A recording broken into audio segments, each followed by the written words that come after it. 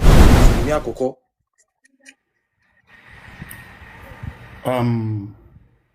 Ọlọ́run ọba àlékiọlá kí ó fún wa ní àgbọ́yé, kí ó dẹ̀ ṣe dáadáa fún ẹnì kọ̀ọ̀kan wa. Gbogbo ohun tí a bá gbáyé ṣe ní dáadáa, Ọlọ́run kò sún wá lẹ́san. Àkọ́kọ́ ni pé mo máa ń pass by lórí program yìí. Kì í wù mí kí n máa wà ní àwùjọ tí wọ́n bá ti ń sọ àwọn ọ̀rọ̀ tó lágbára tó bẹ́yẹn. Èmi ò kí ń takò ẹnì kankan o, torí pé ẹ̀dá tí Ọlọ́run dá kó wá ọ̀tọ̀ọ̀tọ̀ ni. Máa bí ní ìbéèrè kan, ìdí tó yẹ kí n wọlé lálẹ́ yìí, mo rí tẹ́yìn náà kọ Ramadan lecture 10. Mo wá ń bi ara mi léèrè pé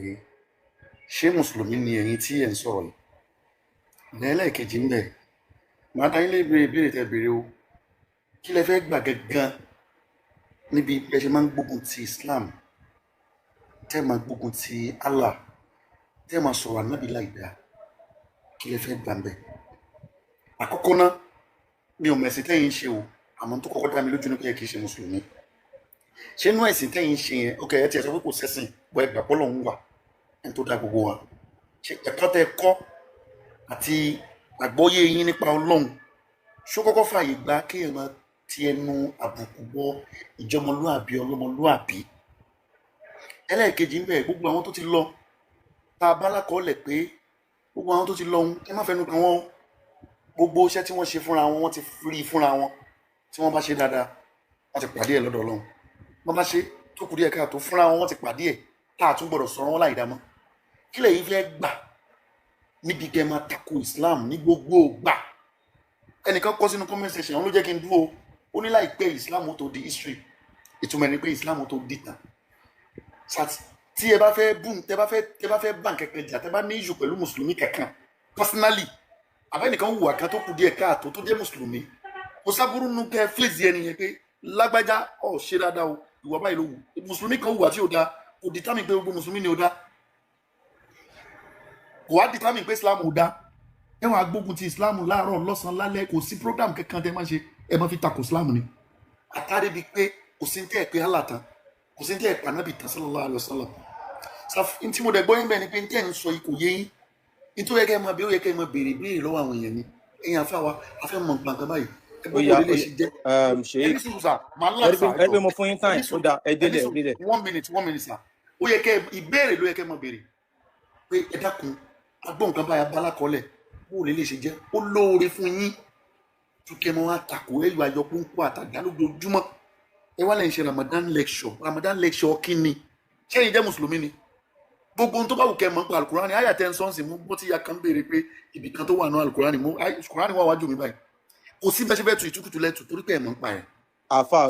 ṣé mo lè sọ̀rọ̀ báyìí? Ẹ sọ̀rọ̀. Ọ̀rọ̀ àìṣe, ẹ rí i pé mo fi yín lára balẹ̀, mo jẹ́ kẹ́ ẹ sọ̀rọ̀ dáadáa. Nǹkan tá a fẹ́ máa ṣe náà ni. Ṣé ẹ mọ̀ mí? Mi ò mọ̀ yín, mo fẹ́ ká máa sọ̀rọ̀ dáadáa, mo dẹ̀ láìpẹ́ ṣe. Bismillah. Ọ̀rọ̀ àìṣe. Torí àkọ́kọ́ question tẹ béèrè yẹn, question yín pọ̀ sómi tí ẹ mọ̀ bí tí mo ti fẹ́ mọ̀, but nǹkan tí mo máa kọ́kọ́ sọ fún yín ni pé nǹkan tá à ń ṣe bí náà ni pé à ń béèrè ìbéèrè lọ́wọ́ àwọn àáfà nípa àwọn nǹkan tí a ti kà nínú Quran, wípé àwọn nǹkan yìí kò bá ojú mu. Ẹni tó ń sọ̀rọ̀ nínú ìwé yìí kò kí ń ṣe Ọlọ́run Olódùmarè tọ̀dọ̀ tiwa. A ti mọ Ọlọ́run Olódùmarè kí wọ́n tó gbé Allah wá. A dẹ̀ ń jẹ́ kó yé àwọn èèyàn pé Allah yìí o kò kí ń ṣe Ọlọ́run Olódùmarè, ẹ má jẹ́ ká ṣe mistake o. Ẹlẹ́ẹ̀kejì, wọ́n máa sọ pé Muhammadu ni ẹni tá a gbọ́dọ̀ tẹ̀lé, òun ni èèyàn tó dáa tá a gbọ́dọ̀ wò ní àwòkọ́ṣe. A tún wá gbé ìwà ànábì yìí wò, àwọn ìwà tó wù nígbà yí ẹ̀. A wá rí wípé téèyàn bá mú bàbá èèyàn ní àwòkọ́ṣe, ó sàn ju kéèyàn mú Muhammadu láwòkọ́ṣe lọ o. Tá a bá wo ilẹ̀ wa, tá a bá rẹ́ni tí ó tiẹ̀ níwà búburú gan, tá a bá tún múrú ẹni yẹn gan láwòkọ́ṣe, ó fẹ́ẹ̀ bẹ́tà ká mú Muhammadu ní àwòkọ́ṣe lọ, torí gbogbo ìwà burúkú pátápátá tí èèyàn lè ronú rò as ọmọlúàbí, òun ni ẹni tó ń pè Muhammadu yìí wù. A rí pé dídá pé wọ́n wá paint ẹni yẹn fún wa, wọ́n wá fi parọ́ fún wa, ló wá jẹ́ ká máa béèrè ìbéèrè. Ẹ tún wá sọ pé kí ni nǹkan tí a fẹ́ gbà ń bẹ̀? Ẹ ṣe a ò kúkú gba nǹkan bẹ́ẹ̀. Nǹkan tá a fẹ́ gbà ń bẹ̀ kò ju pé à ń jẹ́ kó yá àwọn èèyàn wa pé ẹ̀yin ọmọ Oòduà, ẹ̀yin ọmọ Orúmọlẹ̀, Allah kò kí ń ṣe ọlọ́run olódùmarè o, ọlọ́run olódùmarè ò lẹ́sìn o, ẹ̀sìn yìí àwọn fúlàní wá bá wa fi jagun, wá fi gbógun tì wá ní o, ẹ tètè padà sílé yín, nǹkan tẹ́ ń ṣe kẹ́ ẹ lọ máa ṣe, nǹkan tó bá ń ṣe nílé yín kẹ́ ẹ lọ máa ṣe o. Wọ́n sọ fún yín wípé Ògún ò da, Ṣàngó ò da, Ọ̀rúnmìlà ò da, Ọbàtálá, gbogbo àwọn nǹkan tí wọ́n sọ pé kò da yẹn, irú àwọn nǹkan yẹn gẹ́lẹ́ òun náà ni Allah o, deity òun ni Allah o, kò kí ń ṣe ọlọ́run olódùmarè. Àwọn nǹkan yẹn ni à ń explain fáwọn yẹn. Bí tá a bá fẹ́ wò á rí wípé ọlọ́run olódùmarè ìfẹ́ ni, ó fẹ́ràn gbogbo wa. Tójò bá ń rọ̀ sìn,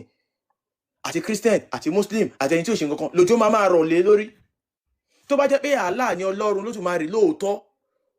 ó kàn máa ṣa ibi táwọn Muslim bá wà, ibẹ̀ ni ó máa jẹ́ kójú rọ̀ sí.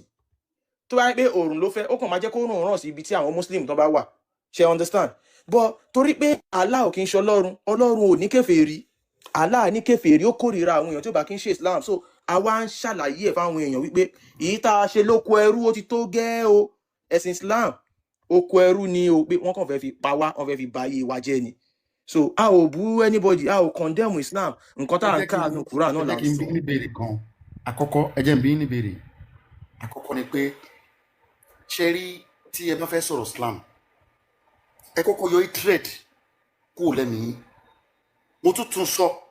and I stand to be challenged. Okay, ṣe ìkẹdúró mi ò wá mo ti wá yọ hatred kúrò lẹ́mìí mi báyìí. Ẹ ṣe sùúrù sà, ẹ ṣe sùúrù. Mi ò fẹ́ èmi àti yín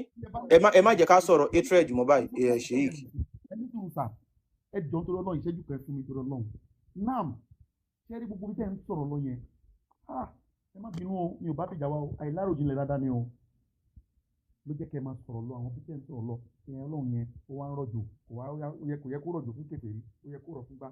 Orúkọ tó pera ẹ̀ lọ́dọ̀ tiwa ó yí àwa pé Ar-Rahman ni, ọba àjọkẹ́ ayé ni, gbogbo wa ní ìjọkẹ́ láyé. Pẹ̀lú bẹ́ẹ̀ ṣe ṣé voice yín ti lọ sà? Pẹ̀lú bẹ́ẹ̀ agbóyin kétékété dáadáa tẹ́lẹ̀tẹ́lẹ̀ voice yín ti lọ ṣe ń gbọ́ mi dáadáa báyìí àti gbóyin padà báyìí bẹ́ẹ̀ ni. pẹ̀lú bẹ́ẹ̀ ṣe ń takò Ọlọ́run yìí náà, ìyẹn ò ní kó má ra mọ́tò fún yín lọ́la, ìyẹn ò ní kó má ṣe oore fún yín tó ṣe fún mùsùlùmí. Ọlọ́run nìyẹn ẹnìkan kì í sọ pé nǹkan báyìí lọ́lọ́run fẹ́ ṣe. Ẹlẹ́ẹ̀kejì ń bẹ tí ẹ bá sọ pé ẹ̀sìn Islam tó ń bí mi nú ó pọ̀ o. Gbogbo bẹ́ẹ̀ nǹkan ṣe sọ ẹ̀ ń pè lẹ́gbẹ́ òkùnkùn, ẹ̀ dẹ̀ sọ pé ẹ̀ takò, ẹ̀ mọ́ tó ń pè lẹ́gbẹ́ òkùnkùn cultism nìyẹn náà.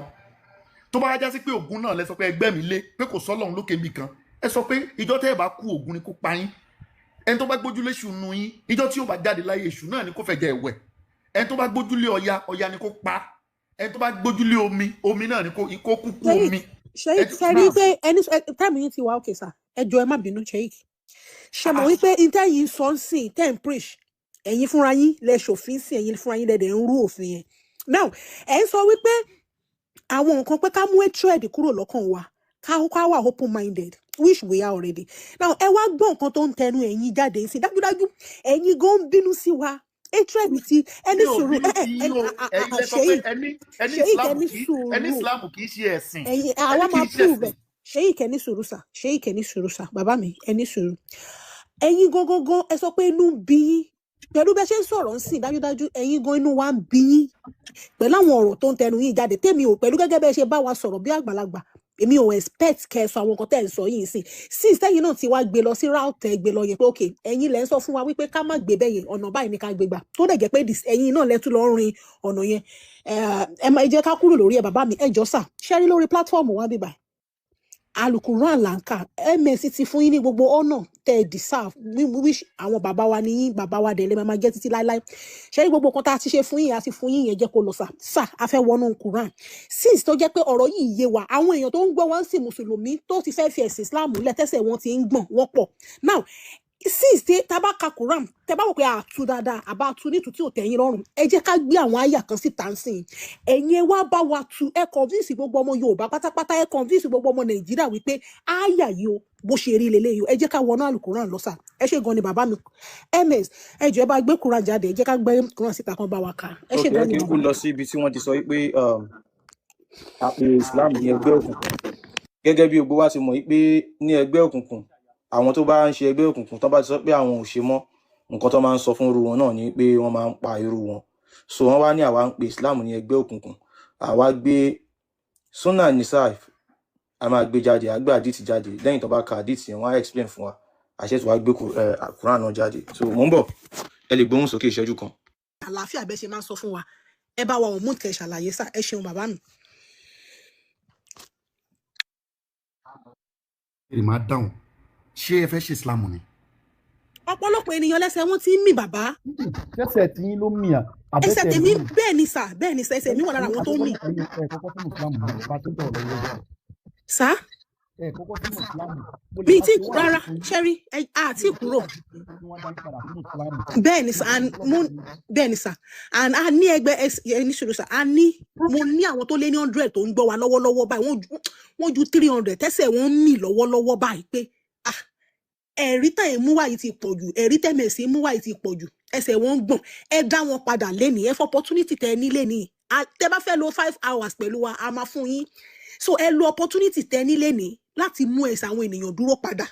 sí ẹ̀sìn Islam ẹsẹ̀ wa yé gbọ̀n mọ́ so ẹ mú wa dúró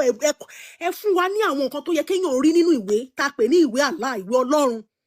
ẹ fún wa káwọ́ pé lóòótọ́ ẹ̀sìn tó dáa ni so ẹ gbọ́n sókè. àkọ́kọ́ náà ṣe rí ọ̀rọ̀ tí ẹ̀ ń tọwọ́ bọ̀ yìí tí ẹ̀ bá kẹ́kọ̀ọ́ rẹ̀ ẹ̀ lè mọ̀ ọ́.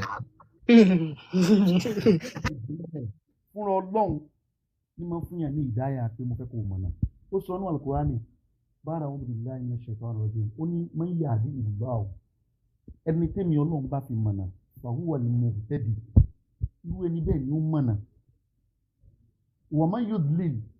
ẹni bá sọnù. voice yín tún ti lò Sheikh voice yín tún ti lò sà. ṣé ń gbọ́ mi dáadáa báyìí. yẹ a tún ti ń gbọ́ yín dáadáa padà. ẹni tẹ́mi Ọlọ́run bá fi mọ̀nà ni máa ń mọ̀nà kò sí mọ̀nà ẹnìkan lọ́wọ́ ẹnìkan nínú Al-Qur'ani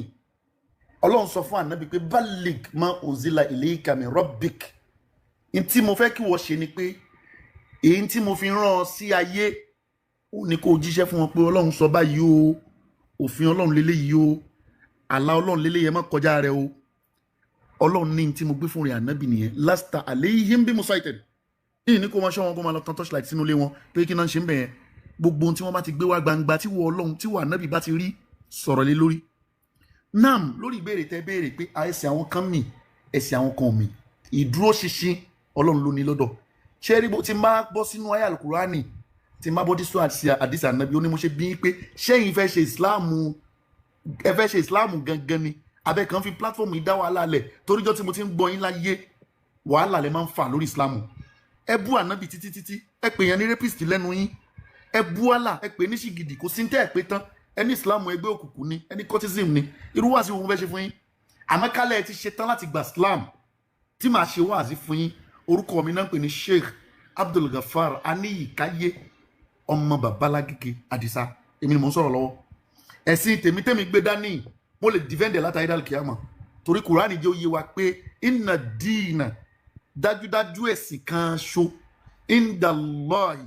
tó wá látọ̀dọ̀ Ọlọ́run tí ò ní àmúlùmálà al-islamu ni faman yabtaghi ghayra al-islami dinan ẹnikẹ́ni tó bá tún lọ wá nǹkan míì tí ó sọnù káàkiri tí bá tún lọ ń wá ẹ̀sìn míì káàkiri falan yuqbala minhu. Sheikh no baba Sheikh ẹ jọ̀ọ́ sà ẹ fẹ́ máa ṣe wá sí bíbá Sheikh ẹ jọ̀ọ́ sà with all due respect sir bàbá mi we are not here for that sir mo ti bi yín ní question ẹ ti sọ̀rọ̀ lákọ̀ọ́kọ́ ìjọ bàbá mi mo bẹ̀ yín ní sà a ti kúrò lórí eré àtẹ̀ ń lọ yẹn mo ti ní kẹjẹ ká wọnú Quran lọ mo ti bi yín question ṣé court ní ẹ̀sìn Islam ní tí mo bi yín nìyí ẹ ti ṣe ní gbogbo nǹkan tẹ́fẹ́ máa sọ àwọn èèyàn ti ń kọ́ ẹwà àwọn èèyàn wà ní comment section ẹ kúrò lórí ìyẹn sà ẹ lọ sí ìdè béèrè mi ṣé ẹgbẹ́ òkùnkùn ní ẹ̀sìn Islam ni àbí kì í ṣe ẹgbẹ́ òkùnkùn ìyẹn ní kẹ́ bá mi dáhùn káwá wo ayé àpẹẹrẹ bàbá wa ti gbà dìtì kan sójú kìíní sí kẹ́lẹ̀ bá wa kà. ní tí màá fi dá yín lóhùn ni pé ṣé ẹ̀yin gangan fúnra yín ṣé ẹ lè mú ẹ̀rí kan wá tí ẹ fi lè sọ pé Islam kì í ṣẹ̀sìn ṣé ẹ lè mú wá ẹ kà á fèmí kémi wá tu fẹ́yìn. èmi àwa ní tó mẹ́wàá níjọ àyà tó ju mẹ́wàá lọ. ó yẹ máa kà fún mi lẹ́ẹ̀kọ́ ká kí n máa tu fún mi. bàbá ok tó bá jẹ́ bẹ́ẹ̀ ni kò sí problem. ẹ kà á fèmí kémi máa tu fẹ́yìn. kò sí problem ẹ wojú bísí agbẹ́kùn síbẹ̀ kọ́ bá wa kà. Sheikh ẹ bá wa wo ojú níta gbé sí kìíní ẹ̀ka kẹ́ bá wa tu. irọ́ ẹ̀yin ní kẹ́ ẹ kà fèmí ẹ jẹ́ kémi tu ẹ kà bó ṣe kọ́ yìí ẹ kà lárúbáwá rẹ̀ ẹ bẹ́ẹ̀ ń kà díìsì ẹ kà gbáyìí ká wò ẹ kà fèmí kémi tu èmi ti rí ẹ wá kà fèmí mo fẹ́ gbọ́ lẹ́nu yẹn kà kí ni ọba yín tu. Sheikh ẹ jọ sáwọn ọmọọba ìjọ ẹ jẹ́ ká ṣe lẹ́yọ kankan Sheikh ẹ wá bá wa ń bí báyìí gẹ́gẹ́ bí bàbá wa onímímọ̀ ẹ wá sórí platform wa bí àgbàlagbà tó ní ìmọ̀ nínú ẹ̀sìn Islam tó dẹ̀ yé tí n tó gbé dání tó yé dáadáa tí ò rújú tá a bá gbé àyà síta fún yín pé kẹ́ bá wa kà á kẹ̀kẹ́ tó wá máa sọ fún wa pé kàkà fúnra wa ẹ̀sà sí pé bóyá ó ní nǹkan tẹ̀ ń avoid ni kíní ìjọ yé èmi àti yín Suno and Nisa ìlélẹ̀ 40:58 ẹ bá wa kà á kẹ́ ẹ bá wa tú ṣé bẹ́ẹ̀ yín lẹ fẹ́ fi mímọ̀ wọ̀ wá ẹ̀yin náà ti sọ pé ẹ̀sìn ẹ lè lójú oorun lójú àlá ó yé yín ẹ̀dẹ̀ lè tú so ẹ bá wa kà àdìtì ìsà kẹ́ ẹ bá wa tú onímọ̀ ní yín odidi sheik. Sheik kó máa ancestor ẹ ṣe gan mo rí pé ẹ ti ń gbìyànjú látàárọ̀ so ẹ jẹ́ kí n continue bí tí ẹ bá dé yẹn Alright, sir. mo ń wò kó máa yẹ pé wọ́n ti ń pe Sheik so mo fẹ́ kí Sheik tan mic kí wọ́n explain àwọn nǹkan yìí fún wa Sheik ẹ ti wà ewé o tó wáá pé ẹ receive call ni ẹ jẹ́ kí n mọ̀ Sheik so ó dà all right tí mo ń ṣe ju kí n jẹun. ẹ ṣe Sheik mo fẹ́ kí mi àti yín bẹ báyìí sọ pé kákan ọ̀rá ṣe ẹ tún ti wà ewé tẹ́ bá ti wà ewé a lè gbọ́ yín sà tẹ́ bá ti wà ewé a lè gbọ́ yín o Sheik ẹ tún ti wà ewé báyìí o. mo ń gbọ́ yín. ẹ máa gbọ́ wa sọ ẹ ká ṣe mo ń gbọ́ yín máa báyìí sọ. ìbéèrè mi ni pé Sheik ṣé ẹgbẹ́ òkùnkùn ní Islam ẹ tún ti wà ewé ẹ sọ̀rọ̀ Sheik a gbọ́ yín o. Alright, ṣé rí tẹ́ bá ti wà ìwé tẹ́ bá ń sọ̀rọ̀ àyẹ̀ṣẹ̀ ń gbọ́ yín báyìí tẹ́ bá ti wà ìwé yẹn tẹ́ bá ń sọ̀rọ̀ a ò lè gbọ́ kò kí ń ṣe ẹgbẹ́ òkùnkùn ẹ jọ̀ọ́ kí ni ìdájọ́ fún ẹni tí ó bá fi ẹ̀sìn Islam lẹ̀ tó bá náà òun ò ṣe mọ́. Allah akbar kabira man baddala dinahu faqtuluhu. ó yá. ẹ ní sùúrù. ok. gbogbo ohun tí ẹ ń ṣe yìí ẹ kàn fẹ́ máa fi dá controversy ilẹ̀ ni. kò sí ìdájọ́ kankan ní Islam ẹ ní sùúrù sà kò sí ìdájọ́ kankan ní Islam tí ò mú àlàáfíà wá sí àní society kò sí òfin kan tí Ọlọ́run ṣe kò sí òfin kan tó tẹnu àná Muhammad jáde sáyé pé tí nǹkan báyìí bá ṣẹlẹ̀ kẹṣẹ báyìí wàláì kò sí kẹ̀kẹ́ tó mú ní ms mo kí gbogbo lé ẹjí káfá yìí mọ̀ pé ẹ pè wọ́n fún wáàsí ẹjọ́. máa ṣàlàyé. mo ti sọ fún wa àkànbí Sheik yẹ ni pé gbogbo wa là ń pọn yín lé là ń bẹ̀yìn látàárọ̀ ọ̀tọ̀ ní tá à ń bí yín ọ̀tọ̀ ní nǹkan tẹ́ ń dá wa lóhùn bàbá onímọ̀ ní yín sà ẹ fi gbogbo wá sí ìkalẹ̀ ẹ fi gbogbo tẹ́ bá ti dé Ramadan lecture yín láàárọ̀ láyé ló máa ń ṣàwọn wá sí yẹn ẹ bá wa dáhùn question wa ẹ ń gbé Sheik ṣé kí wọ́n honest pẹ̀lú yín ẹni sùúrù sà Sheik ẹni sùúrù sà ẹ má jẹ́ ká wà disappointed nínú yín ẹ má jẹ́ ká wà disappointed ẹ ti rí pé 1.4 ọmọ bàbá wa lágége ni yín tá a dẹ̀ rò pé ẹ gbúdọ̀ disappoint wa ń bíbá ẹ gbúdọ̀ dojú sí wa bàbá wa ní yín so ẹ fi gbogbo wa sílẹ̀ kalẹ̀ kẹ́ go straight to the point. òsì kan tó kàn yín pẹ̀lú privacy wọn kí wọ́n sọ ìdájọ́ tó wà nínú Islam fún wa final pè ní fún wa sí. bẹ́ẹ̀ni kò tiẹ̀ sí nǹkan tó tiẹ̀ kàn pẹ̀lú mi lórí mi ò mọ wọ́n ti sorúkọ wọn bọ̀ àwa rí wọn gẹ́gẹ́ bíi bin Sheik tó jẹ́ pé Ramadan lecture ni à ń ṣe ń bí tó jẹ́ pé àwọn èèyàn tó wà níbí in fact tí àwọn àfáà gan bá to ṣíà síta pé àwọn fẹ́ ṣe Ramadan lecture ó ṣeéṣe kán wọ́n lè rí èrò tó pọ̀ báyìí we are over 1,400 lórí péjì yìí nìkan now Sheik ìbéèrè wa gẹ́gẹ́ bí àwa tá a jẹ́ àwa tá a wà ní Islam àwa ń bi yín pé kí ni ìdájọ́ Sharia fún mùsùlùmí tó bá sọ pé òun ò ṣe Islam mọ́ so ẹ tan mic Sheik ìbéèrè tí mo bi yín nìyẹn. ms sir ṣé mùsùlùmí yìí ẹ fi gbogbo àwọn nǹkan yìí lẹ̀ àwa bí tó bóyá mùsùlùmí ni wá àbí a fẹ́ gba Islam àwa fẹ́ mọ̀ nípa Islam yẹn ká tó gbà á ẹni tó bá náà wọn ò ṣe Islam mọ́ ẹ ṣe sùúrù sà ẹ ṣe sùúrù Sheik ẹ ṣe sùúrù nẹ́tíwọ̀kì yín bóyá máìkì yẹn dẹ̀ ni ẹ gbọ́ mi nílẹ̀ Yorùbá àwa ti rí èèyàn tó yẹ pé ó ń ṣe égún ó dẹ̀ náà wọn ò ṣe égún mọ́ orò lé wọn ni ó dẹ̀ náà wọn ò ṣe mọ́ ó dẹ̀ kò sí nǹkan tó ṣe kò sẹ́ni tó lọ mú àríyàn tó yẹ pé Ọbàtálá ló ń ṣe ń lé wọn ó náà wọn ò ṣe mọ́ kò sẹ́ni tó lọ mú àṣà àti ṣe wá ní nǹkan táwa ń bi yín sí ni pé Islam tẹ́ gbé wá yìí àwa ti gba Islam wọ́n wá ti gbé ṣẹ̀ríà wá sílẹ̀ Yorùbá kí ni òfin ṣẹ̀ríà fún ẹni tó bá ń ṣe Islam tó wá sọ wípé òun ò ṣe mọ́ pé ẹ wo ìsìláàmù yóò ti sú mi ṣe mọ́ yáre. Kí ni òfin ṣẹ̀ríà fún nǹkan tí a fi tá à ń béèrè lọ́wọ́ yín nìyẹn? òfin ṣẹ̀ríà tó wà lérí rẹ̀ ni pé ọlọ́run ò kọ ìmọ̀nà mọ́ ni àdìsí ànábì ọlọ́run ò kọ ìmọ̀nà mọ́ pé yóò mọ̀nà ni. ọ̀rọ̀ àṣẹ lè fún wa lẹ́rìí nǹkan tẹ́ ẹ sọ yìí sà wípé ẹni tó bá fi ẹ máa gbọ́ mi o wípé ẹni tí ó bá fi ẹ̀sìn Islam lẹ̀ tó náà wọn ò ṣe mọ́ Allah wá sọ wípé ọlọ́run ò fi ọ̀nà mọ́ ni Allah náà ni ó ṣì í lọ́nà. Ṣé lè fún wa lẹ́rìí yẹn sà? Àná Muhammad sallallahu alayhi wa sallam níjọ́ tí ànábì ń ẹ fún wa ṣàlàyé láàdí ìfẹ́ ká gbé jáde sà. ṣe fẹ́ gbé jáde. ẹ máa gbé jáde bá ṣe ń sọ̀rọ̀ bí nìyẹn bóyá sọ yìí Buhari sọ yìí Muslim. ọ̀rọ̀ pẹ̀lẹ́rì ní bì láì ṣe òun yóò tó lásán bì. inna ahdakum yujma'u ẹ khalquhu. fún wa ní hadith number yẹn sà ká gbé jáde. ok ẹ jọ̀ọ́ ẹ fún mi ní 1 minute please. ọ̀rọ̀ ẹ máa ní láti wo hadith number yẹn fún wa a máa gbé jáde. a lè fún yín 5 minutes kẹfí mẹ́rin wa. So bí a ṣe ń retí ẹ̀rí láti ọ̀dọ̀ Sheikh kásáré fìyẹn Salome ṣe Salomexico ṣe wà ń bẹ̀. Ok ẹni yẹn ò sí ń bẹ̀. So ìyá múlíká ẹ káàbọ̀ ẹ kí kásáré tún gbé àwọn èèyàn wọlé láti sàlẹ̀ àti ní a whole lot of request níbí. So ẹ jọ̀ọ́ ẹ̀yin tẹ́ bá send request pé a ò tí ì gbé yín wọlé tá a fi parí show ẹ má bínú sí wa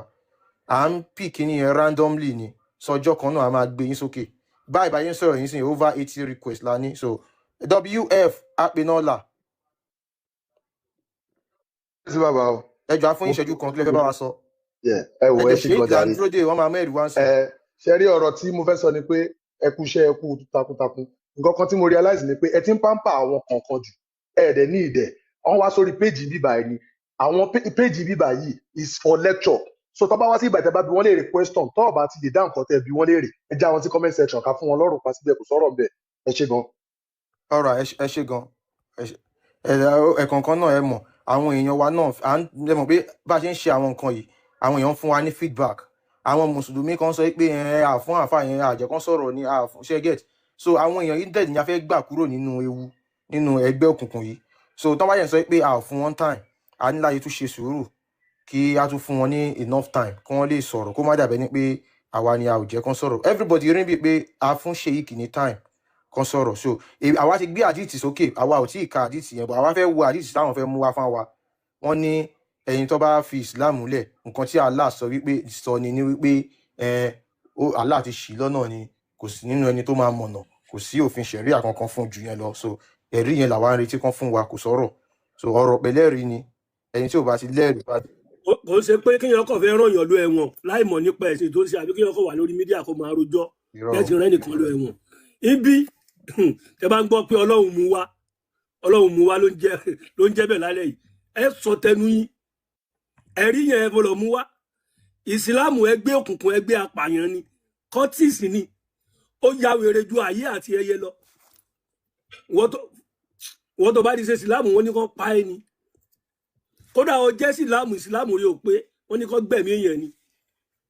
kí ni wá ní ìyàtọ̀ rẹ̀ àtẹgbẹ́ òkùnkùn ẹgbẹ́ apààyàn.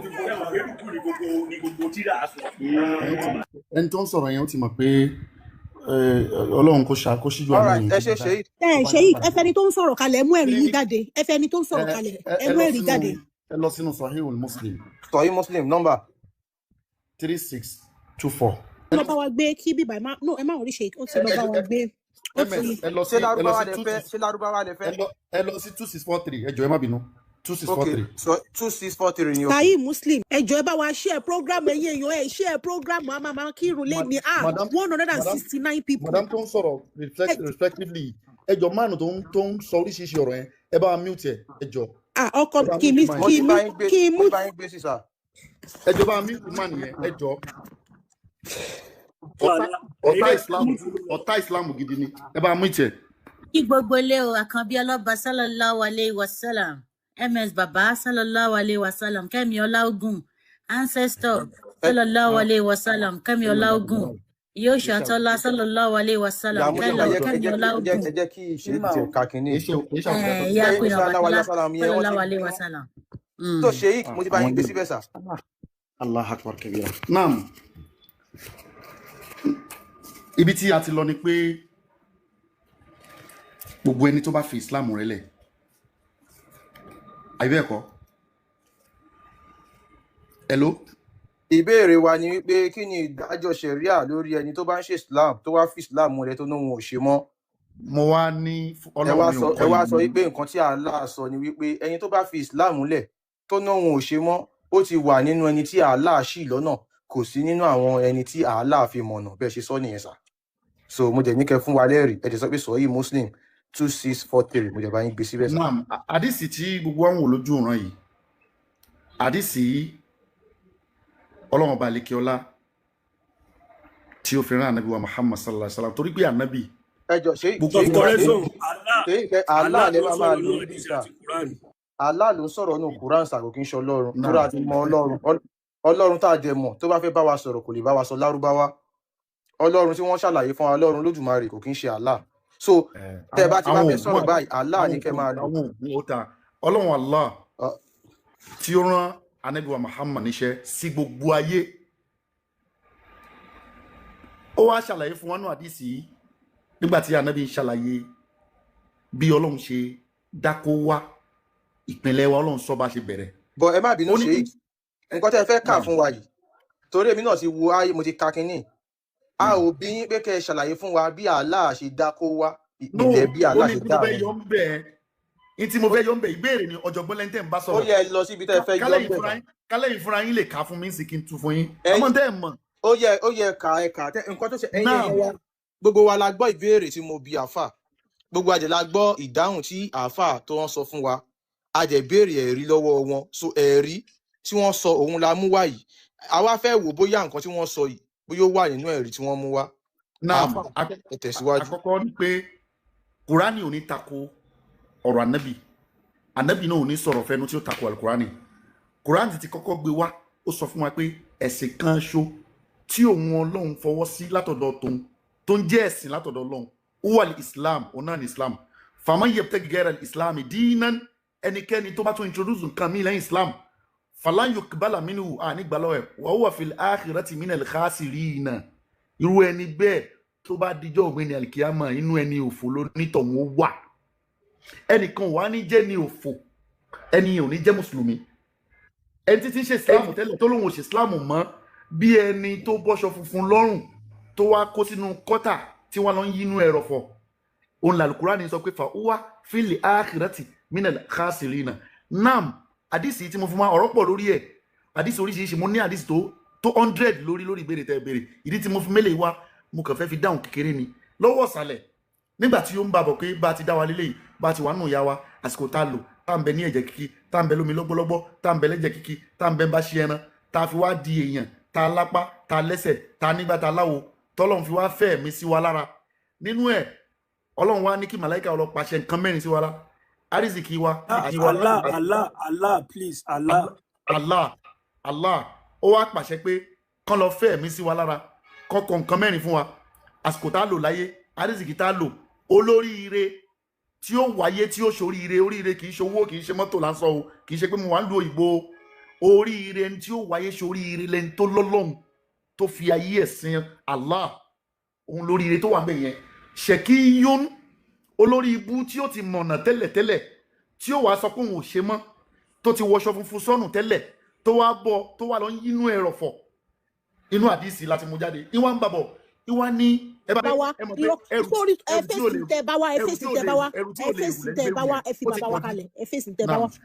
ìyàwó tí ń bá mi jà ní tó ti dìjà ní. náà mo ti bá yín sún sókè. ó wá tẹ̀síwájú ó ní inna ahadakum ẹnì kọ̀ọ̀kan nú ẹ̀yin èèyàn tí Allah dá tọ́lọ́run dá yìí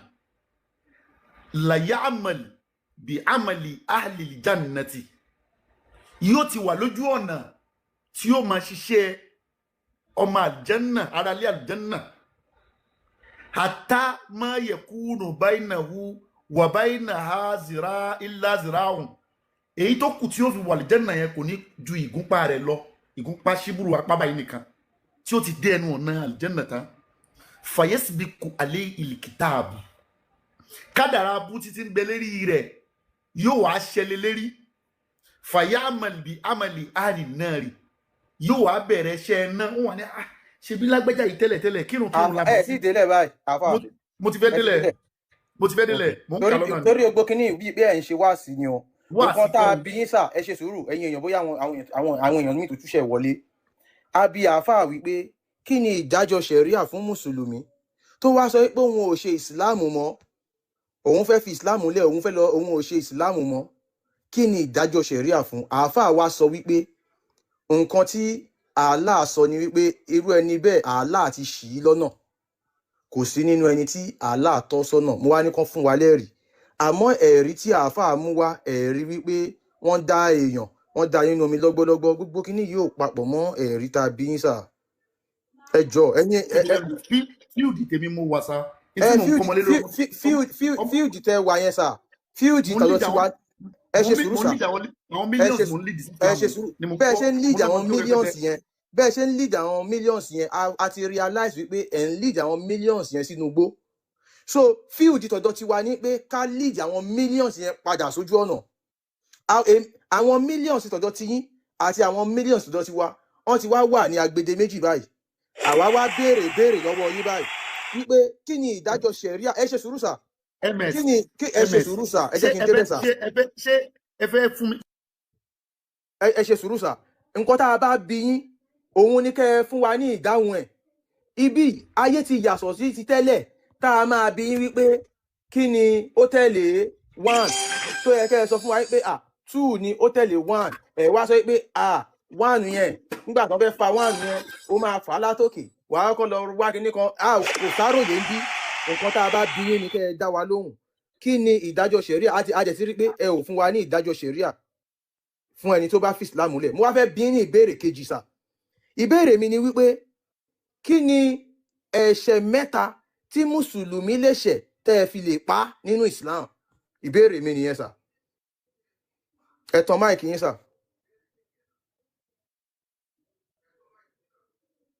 ṣèyí kẹ́ tan máìkì sà gbogbo wa rí i pé inú ìbéèrè àkọ́kọ́ àáfà wọn ò dá wa lóhùn ẹ̀rí tán mú wá ó tako nǹkan tá a bí wọ́n kò sínú ẹ̀. ms ẹ lè bá wa gbé àyà yìí jáde ní english nǹkan tó ń gbé wá ní ẹ gbé wá ní english ká mọ nǹkan tó wà ń bẹ̀ ẹ ṣeun. so ìyá Òṣàtọ́lá ṣe máa bá mi tú ẹ máa gbọ́ nǹkan tó wà ń bẹ̀ o nǹkan tí ó wà ń bẹ̀ sọ yìí muslim 2643 ìbéèrè tá a bí wọ́n ni wípé kí ni ìdájọ́ ṣẹ̀ríà fún ẹni tó bá fi ìsìlámù lẹ̀ ẹ wo nǹkan tí ṣèyíkì fún wa sọ yìí muslim 2643 ìyẹn dẹ̀ sọ pé verily your creation is on this wise. ó ní nítòótọ́ dídá yín ó wà ní orí ó ní ìbáṣepọ̀ pẹ̀lú nǹkan wọ̀nyí. The constituents of one of you are collected for 40 days in his mother's womb in the form of blood. òfin wípé ìkan lára yín wípé a ṣe ẹ̀dá ẹ̀ nínú oyún ìyá yín fún ogójì ọjọ́. Nínú ẹ̀jẹ̀. So after which it becomes a clot of blood in another period of 40 days. Èyí tí ó sì dì bí ẹ̀jẹ̀ fún ogójì ọjọ́ mìíràn. Then it becomes a lump of flesh and 40 days later Allah sends his angels to it with instructions. Lẹ́yìn ogójì ọjọ́ mìíràn yóò sì di ẹran ara tí Allahu yóò sì rán àwọn màláìka rẹ̀ pé kí wọ́n ṣe àwọn nǹkan wọ̀nyí. Concerning 4 things, so the angel writes down his livelihood, his death, his deeds, his fortune, and his misfortune. Ó ní wípé Allahu ó rán àwọn màláìka pé kó kọ àwọn nǹkan mẹ́rin yìí sílẹ̀, ìgbé ayé rẹ̀, ikú rẹ̀, àwọn ohun tó ṣe, àti àwọn oríire rẹ̀, àti àwọn orí burúkú rẹ̀. By him, besides whom there is no God, that one amongst you acts like the people deserving paradise, until between him and paradise there remains. Nípasẹ̀ rẹ̀ kò sí ṣìgìdì mìíràn, eléyìí tó jẹ́ wípé láàárín yín àwọn ènìyàn ó máa ṣe ìṣe tí wọ́n fi máa kúnjú òṣùwọ̀n láti lọ sí àlìkìyámọ̀. So ẹ̀yin èèyàn wa ká má wulẹ̀ dààmúra wa gbogbo nǹkan tó wà nínú ẹ̀rí tí Islam mú wá ẹjọ́ wẹ́wẹ́ ni wọ́n dá èèyàn kan ọjọ́ kan ló máa ṣoríire ọjọ́ tó máa ṣorí ibú wọn á kọ́lẹ̀ fún 40 ọjọ́. Nǹkan tá a bí yín kọ́ nìyẹn. Nǹkan tá a bí yín ni wípé kí ni ìdájọ́ ṣẹ̀ríà fún mùsùlùmí tó ṣe islam tó wá sọ pé òun ò ṣe islam mọ́. Àáfà ò fún wa lẹ́rìí, so ìyẹn ó ti lọ. Mo á bí wọ́n ní ìbéèrè kejì wípé sheik ẹ̀tàn máìkì yín ìjìyàwó ẹ fún wa ní kí ni nǹkan tí mùsùlùmí lè ṣe nínú islam. Nǹkan mẹ́ta wo ni mùsùlùmí lè ṣe tó jẹ́ pé tó bá ṣe nǹkan mẹ́ta yẹn ìjìyà ẹ̀ ni wípé kí wọ́n pa á. Nǹkan tá a bí nìyẹn. Ẹ̀tàn máìkì yín sà. Sheik ti sá lọ ẹ̀yin èèyàn wa. àáfà ń gba ẹjọ tó ẹ̀kọ́ bẹ rẹ̀ jẹ́ lórí gúrùpù Àkànbí yìí. Ẹ̀yin èèyàn wa Sheik ti kánlẹ̀. Àkànbí Sheik Àkànbí nìyẹn o. ms mo ẹ ní sùúrù wà pẹ̀lú yín. ẹjọ ẹ ní sùúrù ṣe rí bàbá yìí wọ́n sọ nǹkan kan tí mo fẹ́ kẹ́ jẹ́ ká dì mú wọ́n láwọn millions àwọn ń lead the millions of people ẹjọ sà ṣé ọpọlọ yìí ni wọ́n fi ń lead the millions of people simple question téèyàn máa bí ọmọ primary 1 what class are you? I am ìyá in ní primary púpọ̀ ní 1. wò pass common entrance. I am in primary 1. Àbí ó ṣe yìí tó ní 11 point something followers. Àbí very simple question. Kí ni ìjìyà ẹ̀ṣẹ̀ fún ẹni tó bá fi ẹ̀sìn Islam kalẹ̀? Ṣé yìí kè ó ṣe kí wọ́n ṣe àwáwí àtúwí ló ń gbé wa lọ ló ń gbé wa bọ̀ ó dẹ̀ lead 1 million people. Ẹ wo fúnṣọ wa. Ẹ wo àwọn tá à ń rí léèyàn ní àwòkọ́. Ẹ wo àwọn tá à ń rí ní lídẹ̀ àwọn tó ń kó àwọn èèyàn táwọn ìyá wa máa kúnlẹ̀ fún pé bàbá wa o ẹ wo ọpọlọ. Sheikh, Ẹ jẹ́ kí a wá you are sọ disappointed in ìjìyà me. ẹ̀. Ìdí ni wípé ẹ̀yin ọmọ Oòduà, ẹ̀yin ọmọ Orúmọlẹ̀, ẹ̀yin ọmọ Yorùbá, ẹ lọ fi ẹ̀sìn Islam lẹ̀. Wọ́n gbé wá láti wá fi gbógun tì wá ni. Àtìgbà táwọn Fúlàní ti pàdánù ní 1840 ni wọ́n ti sá sí abẹ́ ẹ̀sìn Islam yìí láti fi jà wá lógun kí wọ́n lè gba ilẹ̀ wa. Wọ́n ti ṣe bẹ́ẹ̀ nílẹ̀ Haúsá o. Wọ́n ti sọ gbogbo àwọn Haúsá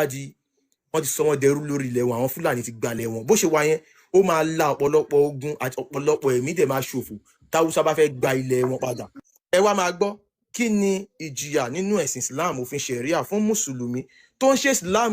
tó wá dọjọ́ kan tó wá nú òun ò ṣe mọ́ tàbí ọmọ ẹ̀ ń ṣe Islam ọmọ ẹ̀ wá sọ pé Islam yìí scam ni jàre Muhammadu yìí ẹni òfò ni mi ò ṣe mọ́ jàre. Ìjìyà ẹ̀ òun ló wà ní Sunnah Nisai 4059. Ẹ máa gbọ́ nǹkan tí Hadith yìí sọ. Ibn Abbas said, Wọ́n ní Ibn Abbas ló Ibn ṣàlàyé Abbas gbáyà okay. yìí wá. the messenger of Allah said, Wọ́n ní Rasulullah òjíṣẹ́ ńlá Muhammadu òjíṣẹ́ ńlá Allah ó sọ wípé whoever changes his religion unalive him. wọ́n ní ẹnikẹ́ni tó o bá jọ ti ẹni gba tó ń drop yẹn ṣàhádà má ṣe tó o mistake ti gba drop yẹn ẹ̀sìn mọ́ Islam ẹjọ́. rí Àkànbí ẹjọ́ wọ́n ní ẹni tó ti gba ṣàhádà tó o ti ń ṣe ẹ̀sìn Islam tó o ti ń ṣe tó wá wò pé mi ò ṣe mọ́ ó ti sú mi Allah pa láṣẹ wípé kán lọ pa ẹ́ kán mú ẹ kúrò lórí ilẹ̀ Ṣé rí bọ́dẹ̀ ṣe wà ẹ̀sìn nínú òfin ṣẹ̀ríà nìyẹn tá a bá gbé code of ṣẹ̀ríà síta ó wà bẹ́ẹ̀ gàdàgbà ẹnikẹ́ni tó bá ti fi ẹ̀sìn Islam lẹ̀ kí wọ́n wọn pa á pa ni. ẹ̀sìn Islam ẹgbẹ́ òkùnkùn ni, so wọ́n gbé wá it was created for conquest. Muhammadu ló dálẹ̀ láti máa fi jagun gbalẹ̀. Ajagun gbalẹ̀ ni Muhammadu, bandit ni, so ó dálẹ̀ ó ń gbé kiri. Nǹkan tó ń pè ní ìjírá òun ni invasion. Ìlú tá a bá ti ya wọbẹ̀ a fẹ́ lọ gbalẹ̀ ẹbẹ̀, a fẹ́ lọ bayé wọn jẹ́, a fẹ́ lọ jẹ wọ́n run, àtàwọn tó wà ńbẹ̀ àti ẹrú wọn a máa sọ wọ́n di ẹrúgun. Nǹkan tó ń fi ẹ̀sìn Islam ṣe nìyẹn. Muhammadu kúrò ní Mecca ó lọ sí Medina, yá gbogbo community wà Medina pátá pa gbogbo wọn ó gbalẹ̀ ó sọ wọ́n di mùsùlùmí. So wọ́n gbé wá sí ilẹ̀ Oòduà láti wá fi jà wá lógun ni, wọ́n fẹ́ fi gba ilẹ̀ wa ni. Ẹ̀yin èèyàn ẹ jí, ẹ̀sìn Islam ẹ lọ fílẹ̀, ẹgbẹ́ òkùnkùn ni. Tó o bá ń ṣe tó bá ní o ò ṣe mọ́ wọ́n máa pa ẹ́ ni. Tí wọ́n bá wá sọ pé ms o ò fílẹ̀ àwọn ọmọ ẹ, mo wà pẹ̀lú yín. ẹ dá àáfà Àǹjọlá yìí lóhùn. Anjola yìí wá lánàá wọn ò mọ kéwú dáadáa. Mr. Anjola Makasi ni ànábì. o no Mr. Makasi ni next person Mr. Makasi wà níbà tipẹ́. ok Ẹ jẹ́ kó wà nínú àkọọ́lẹ̀ Sheikh wá sórí ẹjọ platform wa ẹ̀yin tẹ́ bá ń drop èèyàn kẹ́ tó lè drop yẹn lọ wo ẹni tó jẹ́, tó bá jẹ́ pé èèyàn wa ẹ lè drop wọn bẹ́ẹ̀ tó bá ti lọ wo ẹni yẹn tó bá ti jẹ́ àáfà ẹ filẹ̀ ẹ nídìí láti drop ẹ. Àkànbí Anjola ànábì yẹn kò mọ kéwú wá lánàá ṣẹgẹt kò mọ kéwú jàre. yeah So ẹ ṣe ms ẹ jọ̀ọ́ 1 minute ẹ jẹ́ kí ó wà lákọọ́lẹ̀ ipe Sheikh ó wá sórí platform wa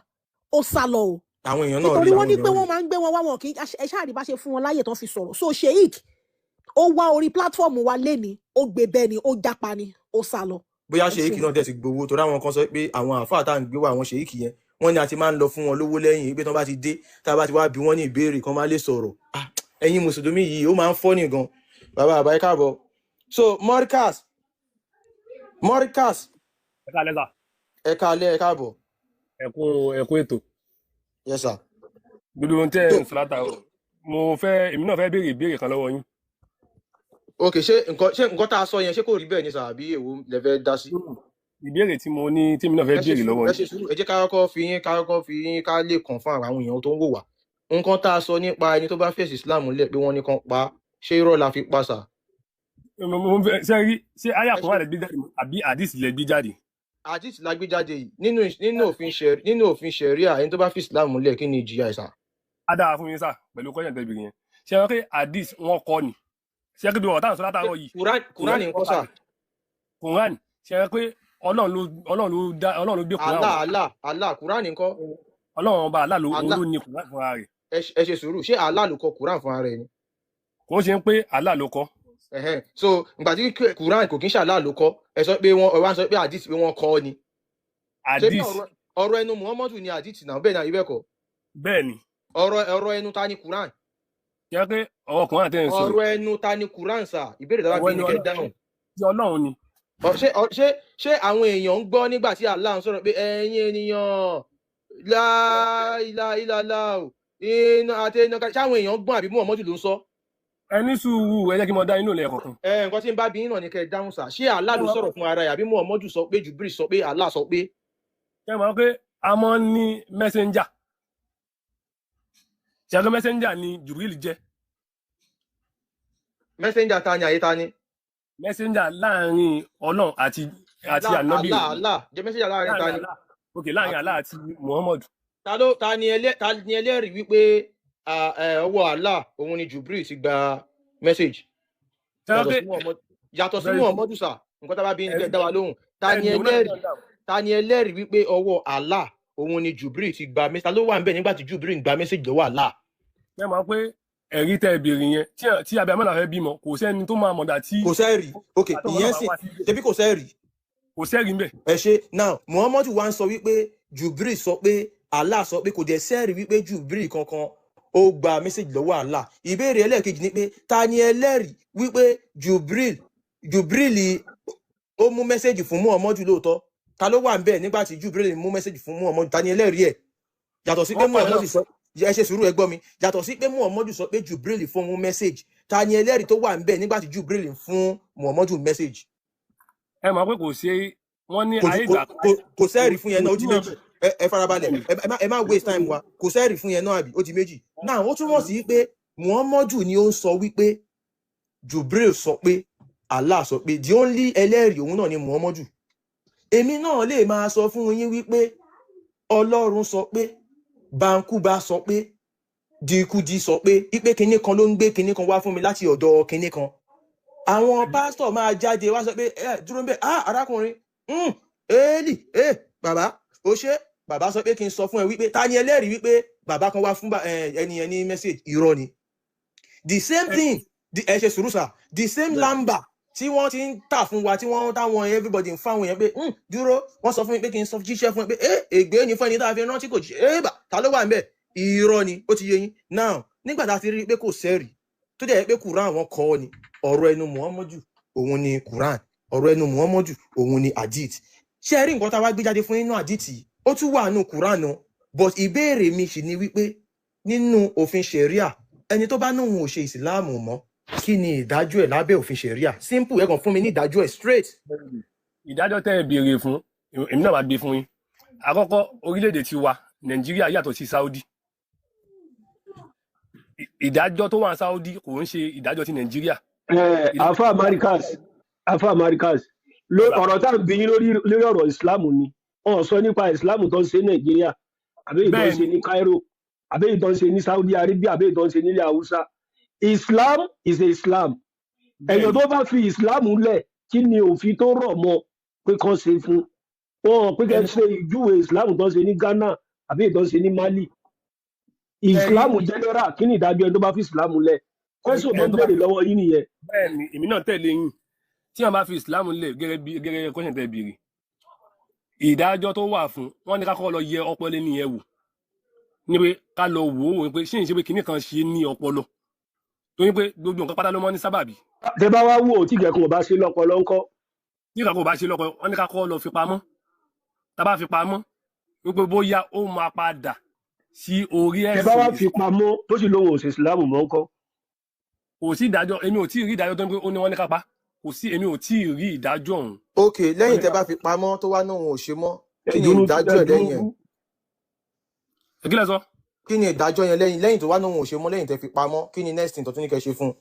kò sí nǹkan tó ní ká ṣe fún un kó mọ ọlọ́run nígbà tó sọ pé òun ò ṣe ẹ̀sìn mọ́ Ah, ẹ̀sìn ọlọ́run ni kò ń ṣẹ̀sìn tiwa Allah ẹ̀yin èèyàn wa àáfà eléyìí náà àwọn náà tún parọ́ àmọ́ ẹ jẹ́ kí n wá bí ní ìbéèrè eléyìí ok mo Marikaz tẹ̀lé ẹ̀ṣẹ̀ mẹ́ta wo ni mùsùlùmí lè ṣẹ̀ tó jẹ́ pé ìdájọ́ ẹ̀ lábẹ́ ẹ̀sìn ni wípé kẹ́ ẹ pa ẹ̀ṣẹ̀ mẹ́ta wo ni mùsùlùmí lè ṣẹ̀. ẹ̀ṣẹ̀ àkọ́kọ́ tí mùsùlùmí lè ṣe tó bá jalè tó bá jalè wọ́n ní kẹ́ ẹ pa àbí kẹ́ ẹ gé ọwọ́ ẹ̀. ká ẹ gé máa ọwọ́ fún rẹ̀ ẹ máa fún alẹ́ rí nǹkan tẹ́ ń sọ o ìbéèrè tí mo bí ni pé ẹ̀ṣẹ̀ mẹ́ta wo ni mùsùlùmí lè ṣẹ̀ tó yẹ pé tó bá ṣe ìdájọ́ ẹ̀ nínú ẹ̀sìn ìsìláàmù ni pé kí a pa á, ẹ̀sìn wa sọ pé ká pa á, ẹ̀ṣẹ̀ mẹ́ta wo ni. tẹ́rí ẹ̀ṣẹ̀ tí ẹ sọ ọ̀rọ̀ bá lórí ẹ̀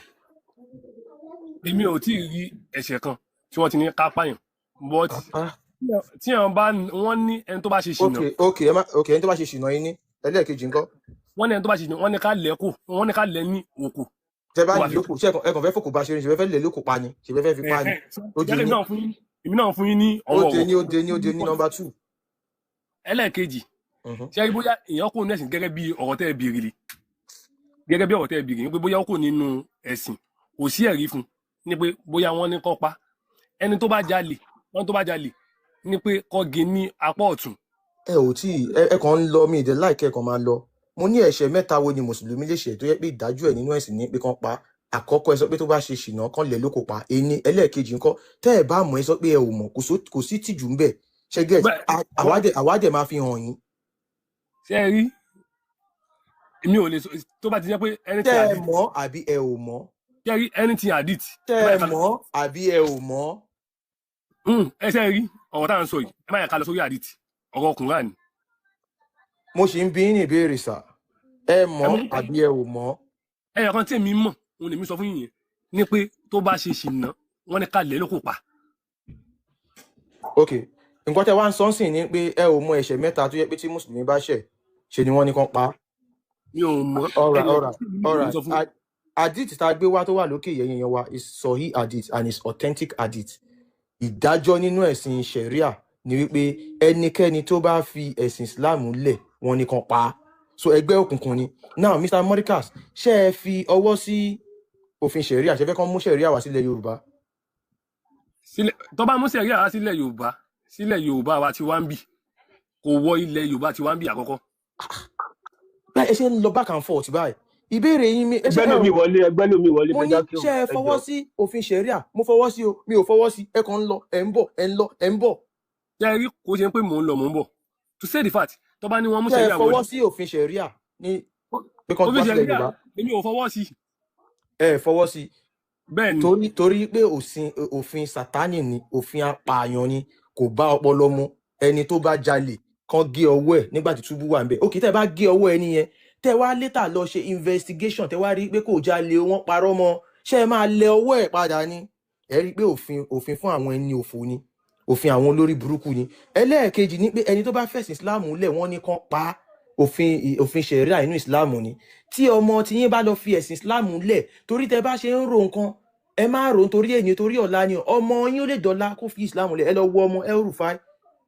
ọmọ El-Rufai ó ti fi islam lẹ̀ El-Rufai ó expect ẹ̀ ọmọ ẹ̀ ti fi islam lẹ̀ tọ́mọ tí yín bá wá fi islam lẹ̀ ṣé kán pa á ni ẹ̀yin ní kán má pa á ẹ̀yin ẹ̀ ò fẹ́ kán pa á so ẹ̀sìn islam ẹ̀sìn fún àwọn ẹni òfò ni àwọn tí ò lè dá ronú mo rí i pé ẹ ò rí nǹkan sọ nǹkan tá a bí ẹ ò lè dáhùn gbogbo yín ṣe lẹ̀ ń parọ́ àṣírí dẹ̀ ti tú. báwo la yẹ ṣe tá a bára wa nínú ẹgbẹ́ òkùnkùn tí wọ́n ń pè ní ìsìláàmù yìí àwọn ìyá wa bàbá wa èmi àti yín mọ̀ pé àwọn bàbá wa àwọn ìyá wa tí wọ́n gba ìsìláàmù yìí wọ́n ò mọ ìtumọ̀ ẹ̀ táwọn ìyá wa bá mọ ìtumọ̀ kínní ní èdè yorùbá wọ́n máa tètè kúrò wọ́n á ní ẹ̀yin ọmọ mi ẹ tètè kúrò nínú ẹ̀sìn yìí ẹ má jẹ́ kán pa yín ẹ má jẹ́ kán pa yín torí pé àwọn ìyá wa ò mọ̀ bí ẹ̀sìn ìsìláàmù ẹ̀sìn àwọn apààyàn ní ẹ̀rí gbogbo nǹkan tá à ń kà pa wọ́n níbikíbi tí ẹ bá ti bá wọn tẹ́ ẹ bá dẹ̀ rá wọn eṣin òkọkú yìí wọ́n máa pààyàn wọ́n máa ṣe Allahu Akbar Allahu Akbar Allahu Akbar wọ́n fi ń pààyàn àwọn kan wá wá síbí wọ́n á ní Kùránì kan ló ní kán máa pààyàn o ẹ̀sìn Islam ò kì í ṣe ẹ̀sìn ìtàjẹ̀sílẹ̀ o Allah kan ló sọ pé kán máa pààyàn irọ́ o Allah òun gangan náà gbé wá láti wá fi pa wá tó bá ń sọ pé ẹ paná ajẹ́bọrẹ́ ìtumọ̀ ẹ̀ ní pé ẹ pa gbogbo àwọn ọmọ Yorùbá rẹ́ torí àwa ọmọ Oòduà ẹlẹ́bọ ni wá ẹ̀yin ọmọ Oòduà ẹ tètè kúrò ní ẹ̀sìn Ìsìláàmù ẹ kúrò ní ẹ̀sìn Ìsìláàmù kó tó pẹ́ jù torí táwọn eṣin òkọkú yìí bá gbé ṣẹ̀ríà ẹ̀rí bọ́n ṣe á ti ń wòye pé àwa mùsùlùmí lápọ̀jù ẹ ká gbé ṣẹ̀ríà wọlé àsìkò tító ẹ ká gbé ṣẹ̀ríà wọlé báyìí ká lè pa wọ́n ẹ tètè kúrò nínú ẹ̀sìn Ìsìláàmù ẹ̀sìn àwọn Fúlàní ní ṣẹ̀wárí àwa tá a bá ti wá mọ òdodo tẹ́ ẹ bá ní ọ̀rẹ́ tẹ́ ẹ mọ̀ pé ọmọ Yorùbá ni ẹ fi ẹ̀sọ̀ tó dẹ̀ yìí ń ṣe ẹ̀sìn Islam tó sì wà nínú ẹgbẹ́ òkùnkùn yìí ẹ fi ẹ̀sọ̀ ẹ fi bá wọn sọ̀rọ̀ tó dáwọn àáfàá yìí nǹkan tí wọ́n ń sọ ní Ramadan lecture wọn káàkiri ni pé ẹ má jẹ́ káwọn mùsùlùmí lọ sí orí péjì yẹn o ẹ̀yin mùsùlùmí ẹ má lọ sọ́dọ̀ àwọn MS bàbá o tẹ́ ẹ bá ti rí àwọn MS bàbá ẹ block wọn ni o so bọ́n bá ṣe ń block wa ẹ̀yin náà ẹ máa gbogbo àwọn nǹkan tá à ń post yẹn ẹ máa post lọ́dọ̀ ti yín ẹ wá lọ máa ẹ̀yin èèyàn ẹ jẹ́ ká bọ́ sí gbòòrò báyìí káwa máa ṣe evangelism àbí kí ni wọ́n pe kíní yẹn káwa náà máa sọ pé ṣé mùsùlùmí ni ṣé ọmọ Yorùbá ni á ní ọmọ Yorùbá ni mí ó ṣú ọ̀pọ̀ ọmọ Yorùbá ni òun ṣe Fúlàní ẹ̀sìn Islam tó ń ṣe yẹn ẹ̀sìn Fúlàní ni wọ́n fẹ́ wá fi pa wá Yorùbá ni tó ń bá ti fi lè ráyè gbéṣẹ́ rí àwọlé wọ́n máa pa gbogbo wa ni wọ́n máa gbálẹ̀ wa ni á ní kí ló fi sọ bẹ́ẹ̀ ó yá wo Kùránì yìí Kùránì ló sọ pé kán máa pa àwọn èèyàn tí ó bá ti ṣe Islam ẹ wo Kùránì chapter 9 verse 5 ẹgbọ́n nǹkan tó sọ ó ní kán máa pa wá ẹ wo léyìí náà ẹgbọ́n nǹkan tó sọ ó ní kán máa pa wá Allah sọ ń bí pé tí bí ẹ bá jẹ́ mùsùlùmí táwọn ọmọ bá kí ń ṣe mùsùlùmí wọ́n gbọ́dọ̀ tọ́jú ẹ̀ wọ́n gbọ́dọ̀ kórìíra ẹ̀ ìwọ náà wọ̀rọ̀ yìí ṣé Ọlọ́run lè sọ̀rọ̀ yìí àná Ọlọ́run ò lè sọ wà mọ̀ pé ìfẹ́ ni Ọlọ́run Lódùmarè ó nífẹ̀ẹ́ gbogbo wa Allah ò kí ń ṣe Ọlọ́run ìwọ orí pé tó bá fẹ́ kírun ẹ máa kọrí sí Saudi Arabia ó mọ̀dí ni ẹ̀ tún fún ní Quran 27 verse 91 ìdí ni pé Allah tẹ̀sìn olúwa àwọn Mẹ́kà ni ẹ ti fi olúwa tọ̀dọ̀ ti yín lẹ̀ kò dẹ̀ síbẹ̀ ṣe fẹ́ pé olúwa àwọn Mẹ́kà kò lè dá yín lóhùn torí pé ẹ ò kí ń ṣara Mẹ́kà ẹ̀yin èèyàn ẹ jí o Messiah kankan ò wá láti ibì kankan we are our own Messiah àwa gangan la máa gbára wálẹ̀ wọ́n spread ẹ̀sìn yìí pẹ̀lú ẹ̀tàn àmọ́ àwa máa tú àwọn èèyàn lẹ̀ pẹ̀lú knowledge la máa fi tú wọn lẹ̀ àwa ò tán anybody fact là ń sọ bí ló fi jẹ́ pé tá a bá ti béèrè ọ̀rọ̀ lọ́wọ́ anybody ẹ fún wa lẹ́rìí tá a bá sọ̀rọ̀ a máa fún yín lẹ́rìí ẹ̀yin èèyàn wa ẹ̀sìn Islam ẹ̀sìn àwọn apààyàn ni ẹ yẹ kí n dánu dúró báyìí ẹ fún mi ní ìṣẹ́jú 5 Àkànbí ẹ lè gbóhùn sókè. báyìí ṣe ní last week náà la máa ṣe ìyá wa tó wà ní bill screen ẹ̀ka lẹ́ ẹ jẹ́ bá wa bá àwọn ará ilé sọ̀rọ̀ a kú irun ẹ̀mí ẹ ṣe gan. a kí gbogbo lé o abọ́rú àbọ̀yìnbọn ti ṣiṣẹ́ ògbọ́ àtọ́ gbogbo wa mo rò pé gbogbo wa láti gbọ́ ìkírun ti ọjọ́ títí òní báwo ló ṣe lọ sí lọ́dọ̀ títí báwo ni àwẹ̀ ṣe lọ sí lọ́dọ̀ oníkálukú wa àmọ̀ràn tèmi ni wípé ọmọ Yorùbá ọmọ kóòtù òjíire ẹ jẹ́ ká kúrò ẹ jẹ́ ká jáwọ́ nínú àpọ̀n tí òyò ká gbémi lákaná náà brọ́dà wa tán wá sí bíbá ilé kan tó ń sọ̀rọ̀ wípé kí ni brọ́dà wa yẹn kí ló sọ wọ́n ní ṣé ọmọ Ògún ṣó lè sọ wípé kógun kó pa òun ọmọ Ọya ṣó lè sọ pé kọ́ya kó pa òun ṣé bàbá wa àáfà yìí ṣé òun náà lè sọ wípé ikú tó pa Muhammad kó pa òun náà torí pé májèlé òun lànàbì jẹ tán ọ̀dẹ fi bò ṣé mo wà lójú ọ̀nà ṣá toró tẹra mọ́ ó lè ṣọmọ lẹ́ẹ̀kan ó ní ṣé a lè sọ wípé kógun kó pa wá ọmọ Ògún ni wá àwa ò ṣe anything lọ́dọ̀ àṣẹ Ògún ẹni tó bá ṣe Ògún tó bá hun Ògún lè pa bọ̀ tí wọn náà bá lè sọ wípé irú ikú tó pa ànábì o ìwọ náà fi irú ikú yẹn tọrọ tó bá wà ní comment section kí wọn náà tẹ́wọ́ kó sọ wípé kí wọn náà rí irú ikú yẹn àwa ò dẹ̀ bẹ̀ sí kọ́kọ́ jẹ́ à ń tú àwọn ìran wa sílẹ̀ nínú oko ẹrú ni simple torí pé èmi tí mo wà nínú ẹ̀ yìí èmi náà ti wà ní ìgbà kan rí fi wà nínú ọ̀nà àánú yẹn Elédùmarè according to nǹkan tó wà nínú Suratu Bakra Allah subhanahu wa ta'ala òun ló sọ wípé àwọn tóun òun lòun lè fìyàn ṣìnà òun dẹ̀ lòun lè fìyàn mọ̀nà gbogbo àwọn táwa ń bíbà yìí sìn 99% wa Muslim ni wá tẹ́lẹ̀ rí that means Allah ló ṣì wá lọ́nà àwọn irúnmalẹ̀ ló wá rí wa he tó ní àwọn eléyìí wọ́n ti sọnù ẹ jẹ́ ká wá fi wọ́n mọ̀nà Allah ṣì wá lọ́nà àwọn irúnmalẹ̀ ẹlẹ́dàá wa ó wá fi wá mọ̀nà títorí àwa ò ṣìnà o ẹni tó bá dẹ̀ wá lóun ń gbèjà Allah wípé ó ń bú Allah onítọ̀hún yẹn ni ò mọ nǹkan tó ń ṣe according to nǹkan tí Allah sọ nínú Al-Quran Karim ó ní tírọ̀lẹ́ ayé bá dé ó lóríṣiríṣi ló máa ṣẹlẹ̀ ó yẹ kí ẹ̀yin àfà ó yẹ kí ẹ fọwọ́ lẹ́rọ kẹ wá rí wípé ọ̀rọ̀ Allah ló ń ṣe ọ̀rọ̀ Allah gbogbo nǹkan tá Allah sọ òun ló ń ṣe kò yẹ kẹ́ wá dórí platform yìí kẹ́ wá máa sọ wípé orí lágbájá ò pé ó ń bù kíní kan gbogbo ẹ̀ ló ti wà nínú àkọsílẹ̀ mo dẹ̀ mọ̀ wípé lágbára lọ́wọ́ àṣẹ̀dá ojú òní ti wà ẹ bá wa power tap ẹ jẹ́ ká gbé dé 1 million lálẹ́ ẹ jẹ́ ká share kó kárí ilé kó kárí oko kò sẹ́ni tó sanwó fún èèyàn kankan o àgbowó lọ́wọ́ èèyàn à ń ṣe nǹkan yìí torí ìran wa ni ìran wa òun ló jẹ wá lógún torí pé nínú àlùkùránì ọ̀n sọ̀rọ̀ Ogun State kò sọ̀rọ̀ Ọ̀yọ́ State kò sọ̀rọ̀ anywhere nínú Yorùbá land ọ̀rọ̀ Saudi Arabia kò lọ sọ ọ̀rọ̀ táwa dẹ̀ sọ ń bíbá báwo ni ìran ọmọ Yorùbá báwo ló ṣe fẹ́ kúrò nínú oko ẹrú torí pé bí ta wà kò ń ṣe ojú ọ̀nà wa rárá ẹ ṣé ẹ jẹ́ kí n gbé máìkì lẹ̀ kẹ́lẹ́ omi ìlé sọ̀rọ̀. ṣé gan ìyá wa thank you very much ma ọlọ́run á wà pẹ̀lú yín ẹja ṣe òye ẹ̀yin ìyá wa kan ẹ̀yin bàbá wa kan. Ah. ìyá onígèlè àbó onígèlè mo fẹ́ gbé wọlé mi rí gbé sí bí screen ẹ lè sí máìkì yín kẹ́ gbóhùn sókè. Ànábì wọṣọ Àìṣà ẹ bá gbé wọn sí big screen. ọyẹ bá wa gbóhùn sókè. alámàlékún ẹ jẹ́ bá mi yọ gbogbo Ànábì o. lẹkùn rẹ yọmọ létí. ọ̀rọ̀ tí mo kàn fẹ́ sọ lálẹ́ yìí ni pé àwa tá a wà ní comment section yẹn tá à ń wò wá tá à ń ṣe láìfù yẹn ẹ máa bá wa lọ ẹ kọ́kọ́ wo àfáà tó kọ́kọ́ tó pe rẹ̀ ní ṣéìkì àbí Saheed ló pe rẹ̀ ní àmọ́ nǹkan tó pe rẹ̀ ẹ kọ́kọ́ wo ìbéèrè tó béèrè lọ́wọ́ wọn wọ́n sọ pé kò ṣe báyìí pé ṣé ẹ̀sìn Islam ṣé kò ń ṣe ẹ̀sìn ẹgbẹ́ ni gbogbo ọba láti mọ̀ pé ẹ̀sìn Islam ẹ̀sìn ẹgbẹ́ ni wọ́n wá sọ ikọ̀ fún wa ní àyà wọ́n wá lọ ń gbé àyà kan wá pé bàbá kú bàbá ló gbọ́mọ sínú ṣé ẹ̀kọ́ tó béèrè ni yes or no kọ́ mú wa lọ ẹ̀jẹ̀ sọ pé ẹ̀yin train àwọn èèyàn more than 1 million àbí wọ́n ta kí là ń béèrè lọ́wọ́ wọn kí ní ibo ló gbé wa lọ dàsíbí sí pé àwọn 1 million yẹn wọ́n ti ṣìnà àwọn ìyàwó àgbàlagbà yẹn dẹ̀ ló máa wà lábẹ́ wọn bóyá sì wà lọ́nà nìyẹn o nǹkan báyìí la máa béèrè lọ́wọ́ wọn nǹkan báyìí ló máa gbé wa lọ inú tàwa náà máa dùn àwọn ṣe àmì wọn máa yín mú sí wa lọ́gọ̀ nígbà ẹ̀yìn ọ̀bẹ máa tó mú yín ọ̀bẹ máa tó bá yín ṣẹ́ẹ̀sì nìyẹn ẹjọ́ ẹ jẹ́ ká dúró ká ronú ẹ̀sìn olórí burúkú tó gbé wáyé ẹ jẹ́ kó já padà lọ ọjà òkò ẹ̀sìn yìí ọjà òkò Nàìjíríà ọjà òkò ọmọ Yorùbá wọ́n tún wá fẹ́ ba yé ẹ̀jẹ̀ àwa tá a gbọ́ lárúbáwá abákútọ́ wọ́n wá sọ pé áńgẹ́lì yẹn máa dúró ó máa dé ó máa gbá wa pàápàá kí ni ta ló gbà ní Ọlọ́run yẹn ta ni èèwọ ẹni tí ò mọ lárúbáwá lọ́wọ́ ẹ̀sẹ̀ ń ké ẹ rí i pé lámbà ni ṣé wẹ́ẹ̀sì yẹn lè wọ́n kú fọmọ lẹ́sọ̀ pé fẹ́ gbé wẹ́ẹ̀sì yẹn lé lọ́wọ́ ẹ̀yin ìyá wa ẹ̀yin bàbá wa àwọn ìyá kan tiẹ̀ wà ọmọ túmọ̀ lárúbáwá àmọ́ wọ́n wà lẹ́yìn wọn wọ́n máa ṣe àmì àmọ́ tẹ́gbà tí wá alẹ́ ìlú yẹ kó ti kàn yín lọ́gbọ́n o wípé kí ló ń béèrè lọ́wọ́ àfáà yìí kí ló ń béèrè lọ́wọ́ ṣéyìkì yìí tó tún fún wa ní nǹkan mi kò sáfà kan tó fẹ́ jẹ́wọ́ fún yín o ẹ̀sìn báńdíìtì ni ẹ̀sìn apààyàn ni ẹ̀ka látòrí délẹ̀ kòránù yín ẹ lọ sún kò sí nǹkan kan tó máa ṣe yín tó bá yẹ kó nágbára rí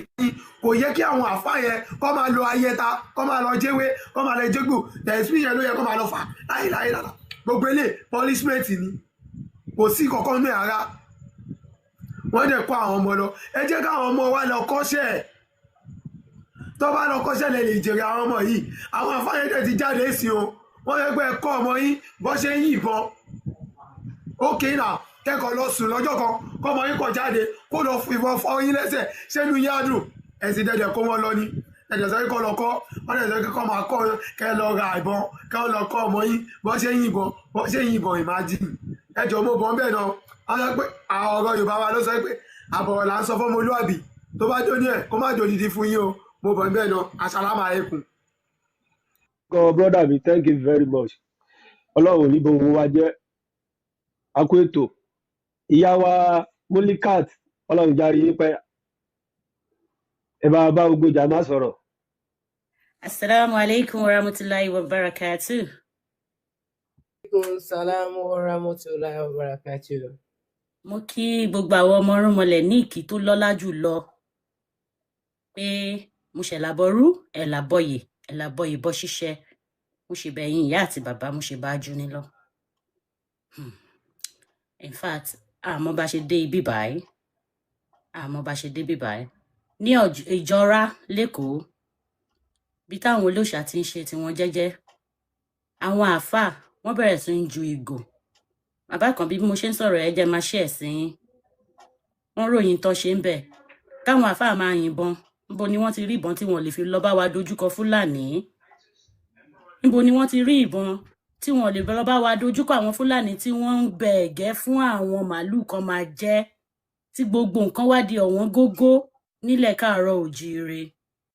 Allah sọ pé òun ò nífẹ̀ẹ́ sí Allah lóun nífẹ̀ẹ́ sí kó máa dáko ànábì lóun ìran òun ò nífẹ̀ẹ́ sí ẹjọ́ ṣé àgbọ́ ni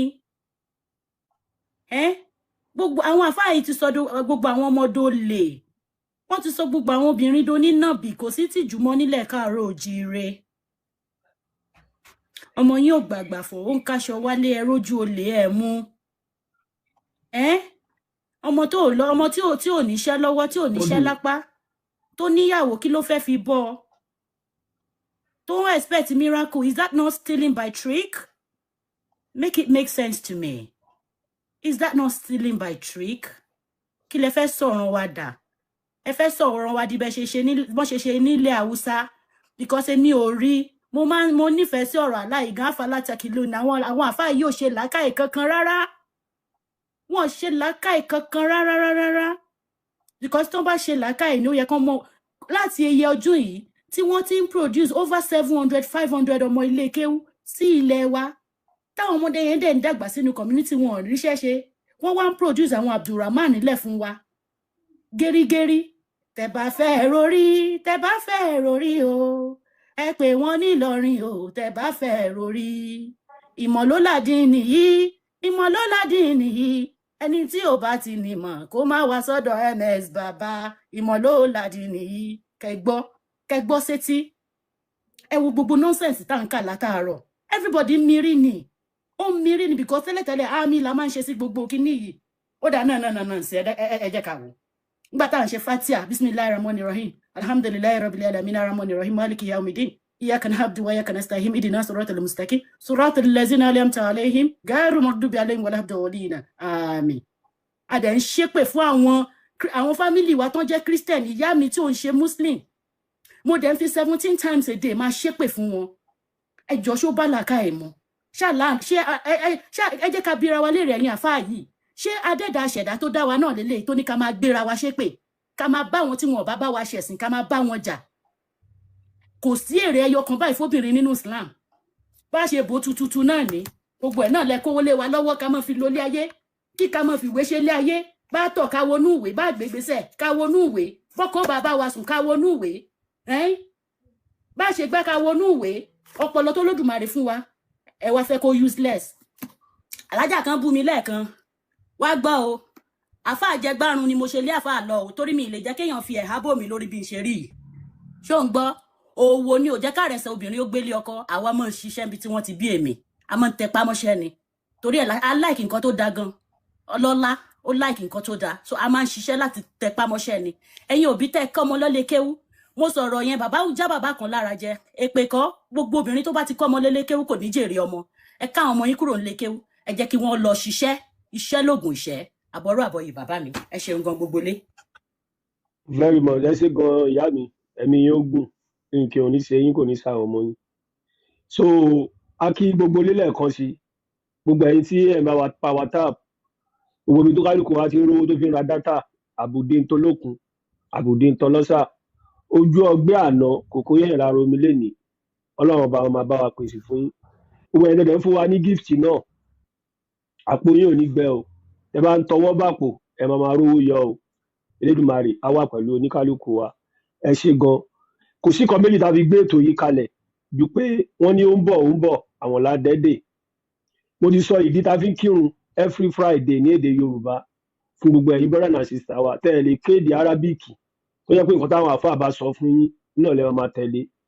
so la fi mú ọjọ́ Friday lọ́jọ́ kan pàtó pé irun kíkí a máa fi ṣe so a dẹ̀ nígbàgbọ́ pé kò ní sú wa kò ní rẹ̀ wá Allah ló máa give up so lẹ́ni ìsìn ohun tá a gbé kalẹ̀ ni pé sí ẹgbẹ́ òkùnkùn ní ẹ̀sìn Islam ni àti ìrí àáfà tó lè wá defend Islam kì í ṣẹgbẹ́ òkùnkùn nítorí nǹkan tó sọ fún wa ó ní Islam is a peace àwa rí peace nínú Quran ààrí nínú hadith ààrí lọ́wọ́ àwọn mùsùlùmí and fún gbogbo ẹ̀yin tẹ́ máa ń wò pé àwọn àfáà máa ń ṣe pé any small thing èpè kò ń ṣẹjọ́ wọn and ẹ má jì ká blame wọn and ẹ lọ́wọ́ gbogbo orú Quran látòkè délẹ̀ èpè ló wà ń bẹ̀ àwọn àti sọ fún wọn pé kò sádùn àkọ́kọ́ ní Quran má jì kán tó ẹ̀ àti bàbá ẹ̀ bá wà láyé gbé ọmọ tuntun jòjòló yẹn gbélé yẹ ẹ lọ́wọ́ kán bẹ súre fún gbélé ya ìyàwó ẹ lọ́wọ́ kán súre fún ẹ gbélé bàbá ìyàwó bàbá ọkọ dání kán súre fún gẹ́gẹ́ ní èdè Yorùbá ìyẹn ti tó ọmọ tẹ bí bẹkẹ lọ pé àáfàá kan tí ò níṣẹ́ tí ò lóko tí ò lódò kó máa wá kí èdè arábíkì sọmọ yín létí ọmọ tẹ bí sílẹ̀ Yorùbá tó jẹ́ pé kó tó lè kọ́ èdè arábíkì tó bá dàgbà gan á ṣe lọ sílé kéwú ni èdè Yorùbá nùlẹ̀ Yorùbá tẹ bí sí yẹn fọlùkọọmù ni ó di dandan kó gbọ́ èdè Yorùbá yẹn ẹ wá fi èdè Yorùbá yẹn súre fún ẹ wá ń lo Arabic language tó jẹ́ pé kò sí àdúrà bí èpè ló wà ní Quran ọmọ tuntun tí ò lẹ́sẹ̀ tí ò mọ̀ pé òun wà lé ayé àbòwò sílé ayé náà wọ́n gbé Quran sí létí èpè wọ́n wá ń kà sọmọ tuntun létí ṣe é di pé ọ̀pọ̀lọpọ̀ àwọn òbí gan àwa gangan là ń fi ọwọ́ ara wa bayé àwọn ọmọ jẹ́ Quran táwọn fà ń ké sọmọ létí ìjẹ́ yìí lè sọ fún àfáà yẹn kó ké lédè Yorùbá tẹ̀bá ní gbá àfáà yẹn ní etí jáde kúrò nínú ilé yín so ọkọ̀ bọ́ọ̀lù máa wò wá bíi àgọ̀ káwọn náà máa pè ká máa ríra wa ní ìrè àgọ̀ so ẹ jí ká jí ẹ má jí ká sùn tá bá sọ pé ẹ padà sílé ìdí tàbí ní kẹ padà sílé lónìí yẹn tẹ bá bímọ ẹ gbé ọmọ fáwọn òbí yín méjèèjì kó súre fún ìwọ ọkùnrin tó bá kọ́lé tí mọ́mí àti dájẹ́ bá ń bẹ láyé mú wọn lọ síbi ilé ẹ kí wọ́n súre fún ìsúre wọn lásán ó ti tó ó nídìí àfáà kan tí ò níṣẹ́ ìwọ̀nba owó tó yẹ kó fi rájẹ sílé tí ó ṣe ń kó lọ wàá tún kó fún àfáà kan wàá tún máa lọ fi repo sínú jẹnẹrétọ̀ àbí kọ́ lọ fowó ẹ̀rá sólà síbi ilé ẹ̀ so ẹ jí ká ronú àwọn òyìnbó tó gbé ẹ̀sìn wá fún wa wọ́n tẹ̀síwájú everyday ni àwọn arábù tó gbẹ́sìn wá fún wa wọ́n develop orílẹ̀-èdè wọn ni Dubai is Arabic country kò ń ṣàdúrà ló tún ṣe o wọ́n work hard ẹ lọ ka story wọn China táwọn ò lè ní àdúrà kó tún lu wọn ṣe o they work hard so fún díẹ̀ yìí gẹ́gẹ́ bí ọmọ Nàìjíríà àti gbogbo wa jẹ́ tí a bá dìde láti support orílẹ̀-èdè wa orílẹ̀-èdè wo lè tẹ̀síwájú àwọn ìjọba wa àwọn gómìnà wa wọn ò lè ṣàṣeyọrí ẹ wo population of àfà nílẹ̀ Yorùbá wọn ò níṣẹ́ wọn ò sọ tax wọ́n dẹ̀ ń wá gbádá kiri so tí àwọn gómìnà wa bá gbégbésẹ̀ lórí wọn àwọn aráàlú náà la máa wà against ìjọba bẹ́ẹ̀ tí àwọn aráàlú gbogbo bá ti rí gbogbo àwọn àfáà yìí bí olè bí ọ̀lẹ bí aláìfẹ́ kan ṣe ìjọba máa fún wa ní sọpọ́tì náà ẹ jọ̀ọ́ ẹ jí ká ronú ẹ jí ká jí àmọ́ ọ̀pọ̀lọpọ̀ fídíò àǹfààní àníyà ẹni ká padà sílé ẹ̀yin sẹ́yìn wà Nàìjíríà ẹ̀yin náà máa bọ̀ wá níbi tẹ́ wà táwọn ò bá travel nǹkan tá à ń sọ yìí kò lè yé wa wọ́n ní travel is part of education travel la fi mọ̀ pé ẹ̀sìn tó gbé wá fún wa irọ́ ni ìkónilẹ́rú ni ó fẹ́ fi bà tiwa jẹ́ ni ó fẹ́ fi sọ ilé ayé wa lólúkúmuṣu ni okay for example àwọn òyìnbó tó gbé Christianity wá fún wa yìí àwọn náà ṣe jet àwọn náà ṣe plane àwọn náà ṣe train àwọn náà ṣe G-Wagon àwọn náà ṣe Mercedes àwọn náà ṣe golf tó bá yẹ pé lóòótọ́ ló fẹ́ràn wa wọ́n ìtàn fi ìmọ̀ yẹn sínú Bible tó gbé wá fún wa káwa náà máa ká máa produce ẹ̀ fúnra wa bẹ̀ wọ́n gbé Bible wá káwa máa kọ́ chọ́ọ̀chì ká máa lọ pàtẹ́wọ́ ní church owó tiwa ká máa fi ra mọ́tò táwọn produce so ó yọ ọmọ tó ń sunkún ó dẹ̀ yéyẹ ètò rẹ̀ dákẹ́ àwọn bàbá wa lọ́wọ́ bọ̀ wọ́n ní tó bá kọjú sí ẹ ta tó bá kẹ́yìn sí ẹ ta tó bá kù wọ nìkan dérò ààrẹ pa á nídìí ẹ̀sìn inú ayé wa àwẹ̀ ló wà ń ta Ramadan ló wà ń ta yìí Áfíríkà láti ń gba Ramadan jù òyìnbó ń gbàwẹ̀ o àwọn tó wà ní òyìnbó tó jẹ́ Muslim tó jẹ́ ọmọ Yorùbá tó máa ń gbọ́ wa tó wà ní òyìnbó tó bá ń gbàwẹ̀ lẹ́nu iṣẹ́ believe me àwọn òyìnbó tó jọ ń ṣiṣẹ́ wọn ò ní close mọ́ wọn rárá wọn a máa sá fún wọn ni torí wọ́n mọ̀ pé anything can happen to them. Àwọn ọmọ bíbí tó wà nílùú òyìnbó bí àwọn Gambia Senegal Yorùbá Nàìjíríà tó ń gbàwẹ̀ nílùú òyìnbó tó ń ṣiṣẹ́ pẹ̀lú àwọn òyìnbó this time tó sì ń gbàwẹ̀ òyìnbó tó jẹ́ ṣiṣẹ́ wọn máa sá fún wọn lẹ́nu iṣẹ́ ni wọn ò ní close mọ́ wọn rárá torí wọ́n mọ̀ pé àkóbá gáfárà ni ẹni so bó ṣe rí nìyẹn ó lè kú lójijì torí wọ́n sọ fún ẹ pé ó ò mú mi ó ò jẹun ó dẹ̀ wà ó ní wọ́n ń gbàwẹ̀ tí mo mọ́bìlì oníkan mọ́ fẹ́ mi para ẹ so wọn ò ní súnmọ́ ẹ torí ẹni tí tó bá ṣẹlẹ̀ sí ẹ wọ́n á béèrè pé ta ló tọ́ọ̀ṣì ẹ ta ló bẹ́ẹ̀ sọ̀rọ̀ tó fi ṣubú ó lè kú wàá tún rẹ́ni ẹlẹ́ni lọ ẹ̀wọ̀n so àwọn tó jẹ́ Muslim tó wà lóyìnbó tó ń gbàwẹ̀ nǹkan táwa bá sọ wọ́n lè confam ẹ̀ pé òótọ́ là ń sọ so àwọn òun fi gbàkan bọ̀kan nínú tó bá ṣe rí la ṣe máa sọ so fún díẹ̀ yìí ẹ jí ká ronú ẹ káwọn ọmọ yín kúrò lé kéwé gẹ́gẹ́ bí ìyá wa ṣe sọ òbí tó bá fẹ́ jèrè ọmọ ní sẹ́ńtúrì yìí kò ní kọ́ ọmọ ẹ̀ lọ sí ilé kéwó inú kọ́ lọ kọ́ ọmọ ẹ̀ síbi iṣẹ́ ìwọ́n tó bá ró kọ́ ọmọ ẹ̀ síbi sport kọ́ ọmọ ẹ̀ sẹ́nu iṣẹ́ tó bá wà òkè different kind of work ló wà nílẹ̀ Yorùbá sí tó bá bọ́dọ̀ mọ̀ pé agbára ẹ gbé lọ fi àwọn ọmọ ẹ sínú lọ fún wọn síbi sport ẹ jọ ọjọ́ iwájú àwọn ọmọ wa ọjọ́ iwájú àwa náà ó ṣe pàtàkì kí Ọlọ́run ọba Elédùmarè kó bá wa ṣe o kò sì ẹ̀làbọ̀rú ẹ̀làbọ̀yè bọ́ ṣiṣẹ́ ìyóòsà tó láṣẹ wà ń bẹ̀ ohun ìyá mi ha àṣẹ́sọ̀ ẹ gbóhùn sókè o. ẹ ṣeun bàbá wa ẹ kú òun látàárọ̀ ìyá Múlíkà mo kí ẹ kú òun mo kí gbogbo ilé bàbá wa mo kí yín ẹ kú òun látàárọ̀ gbogbo ẹ̀yin tẹ́ ń gbọ́ wa tàjọ rìnrìn àjò yìí kò ní sú wa kò ní rẹ̀ wá lágbára Ọlọ́run lágbára àwọn tó ní ilé ayé lágbára àwọn tó ṣẹ̀ wá kalẹ̀ kò ní sú wa kò dẹ̀ ní rẹ̀ wá Allah ló máa filẹ̀ kóòtù òjìrè lẹ̀ Quran ló máa kórí burúkú ẹ̀ kúrò nílẹ̀ wa Muhammadu ló máa kó ẹsẹ̀ òsì ẹ̀ méjì tó máa filẹ̀ kóòtù òjìrè lẹ̀ èyí tá a dáwọ́lé lágbára lọ́wọ́ Ọlọ́run lágbára lọ́wọ́ Olódùmarè ẹnikẹ́ni ò ní sọnù lára wa ṣe rí tí mo fẹ́ sọ lénìí ọ̀rọ̀ orúkọ ni èèyàn kan gbà wá nímọ̀ràn níjọ́ ẹni yẹn wá sórí plátífọ́ọ̀mù kan tí mo wá gbà wá nímọ̀ràn pé àwọn tí wọn kì í ṣe Yorùbá wọ́n ti adopt orúkọ Yorùbá èèyàn kan lòun rí ọmọ mi ìmọ̀ bóyá ọmọ Ghana ni àbọ̀mọ one of these African country ó lẹ́ni yẹn ń jẹ́ Ṣadé ó lóun wá bi léèrè pé kí ló dé tó ń jẹ́ Ṣadé ó wá lóun láìkì Yorùbá pé òun ti báwọn Yorùbá gbé pé òun láìkì wọn ó wá sọ ọmọ ẹ̀ ní Ṣadé a dẹ̀ ti ń ráwọn neighbor wa náà àgbọ̀ nínú ìtàn Azikiwe bó ṣe fún gbogbo àwọn ọmọ ẹ̀ lórúkọ Yorùbá now àwọn ẹni ẹlẹ́ni adopt orúkọ tiwa ń irritate àwa tá a lórúkọ àwa tó jẹ́ pé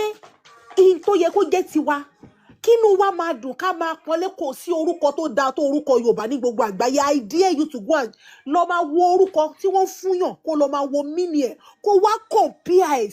ní all over the world in 6 continents kò sí orúkọ tó dáa tó wà meaningful bí orúkọ Yorùbá ṣé o ti gbọ́ Gbọ́láhàn rí ọmọ Gbọ́láhàn ṣé o ti gbọ́ orúkọ yẹn rí ọmọ Bọ́láńlé ṣé o ti gbọ́ rí Olúgbénga ṣé o ti gbọ́ rí Ayọ̀mídé ṣé o ti gbọ́ rí ọmọ Fọlárìn ṣé o ti gbọ́ àwọn orúkọ tó dáa bẹ́yìn ṣé o ti gbọ́ rí orúkọ àwọn ọmọ kóòtù òjìrè ló wà meaningful jù ní gbogbo àgbáyé ẹ̀yin ọmọ Yorùbá wá ń fi orúkọ Yorùbá lẹ̀ tẹ́ bá wá bímọ ẹ wá máa sọmọ yín ní Michelle Paris Laila Lolondo tá bá wá bí yín pé Mr. Michael kí ni ìtumọ̀ Michael ẹ wá sọ wípé angel kan ló ń jẹ́ Michael ẹ á sọ pé angel kan ló ń jẹ́ Michael kí ni ìtumọ̀ Michael ó de gbóyí ẹ mọ̀ túmọ̀ Michael tá bá ní kí lórúkọ ẹ wá ní àìsáyà bọ̀dá mi kí ni ìtumọ̀ àìsáyà prophet kan wà nínú Bíbélì tó ń jẹ́ àìsáyà àti gbọ́ kí ni ìtumọ̀ àìsáyà ó de gbóyí 70% àwọn tó ń jẹ́ orúkọ Christian ò mọ ìtumọ̀ orúkọ wọn ẹ bèrè lọ́wọ́ pé kí ni ìtumọ̀ Peter kí ni ìtumọ̀ Daniel kí ni ìtumọ̀ David wọn ò mọ ìtumọ̀ orúkọ yẹn o wọn ò mọ etymology orúkọ yẹn o wọn ò mọ source orúkọ yẹn o ó wá fi gbogbo àwọn beautiful name táwa Yorùbá ń jẹ́ Olúbùnmi Gbénga Ìtùnú Ayọ̀mídé ó wá rí gbogbo àwọn orúkọ yẹn jẹ́ ẹ̀yin èèyàn wa ẹ jẹ́ ká lọ stop ìwà yẹn mo bẹ̀ yín ní gbogbo ẹ̀yin tẹ́ ń gbọ́ ohùn mi ní wákàtí yìí, gbogbo ẹ̀yin tẹ́ ṣe ń bí ọmọ, kò ní í da lọ́jọ́ iwájú káwọn tó ti ìlú onílùú kọ́ wá máa claim orúkọ Yorùbá, kọ́ máa claim ilẹ̀ Yorùbá nígbà tó bá ti ń jẹ́ orúkọ Yorùbá, tí ìwọ tó jọmọ Yorùbá tó ò jẹ́ orúkọ Yorùbá, táwọn other people dẹ̀ adopt orúkọ yẹn tán dẹ̀ ń jẹ, tó bá wá sọ fún ẹ pé ọmọ onílẹ̀ làwọn, kí ló fẹ́ fi sọ fún wọn pé wọn kì í ṣọmọ onílẹ̀? ẹ bá mi round up ancestor. All right sir, kí ló fẹ́ fi sọ pé wọn kọ́ ló nílẹ̀? So ẹ jọ gbogbo ẹ̀yin tẹ́ bá ń bímọ iye sọmọ ní Michelle, ẹ fún ọmọ yín lórúkọ kóòtù òjìrò, orúkọ tó dáa, tó ní làákàyè, tó ní ọgbọ́n nínú ni. Ẹ jọ ọmọ bẹ̀yìn ni. Ẹ ṣeun gbogbo lé.